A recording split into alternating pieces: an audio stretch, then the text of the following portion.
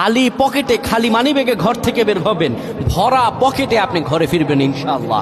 আপনার মানিব্যাগের ভিতরে এই দোয়াটা পরে ফু দিবেন, যেখানে টাকা রাখেন এই দোয়াটা পরে ফু দিবেন, ইনশাআল্লাহ আল্লাহর দেয়া ধন ও সম্পত্তিতে সেই জায়গাটা পরিপূর্ণ হয়ে যাবে যদি আপনি এই দোয়াটা করতে পারেন। এক ভাই সৌদি আরবে থাকেন, উনি এই দোয়াটা পরে ফজিলত পেয়েছেন, আল্লাহর কসম করে বলেছেন উনি এটার ফজিলত পেয়েছেন। শুধু তাই নয়, পৃথিবীর বুকে অসংখ্য মানুষ আল্লাহর ওপর ইয়াকিন করে এই আমলগুলো করেছেন এবং ফলাফল পেয়েছেন। আপনিও পাবেন ইনশাআল্লাহ। আপনার মানিব্যাগে, আপনার যেখানে টাকা রাখেন সেই জায়গায় এই দোয়াটা পরে আপনি ঘর থেকে বের হয়ে যাবেন কাজের উদ্দেশ্যে, আল্লাহ তাআলা কাজ মিলিয়ে দিবেন।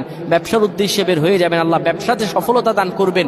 সকল কিছুতে আল্লাহ রাব্বুল আলামিন আপনাকে সাফল্যমণ্ডিত করে দিবেন।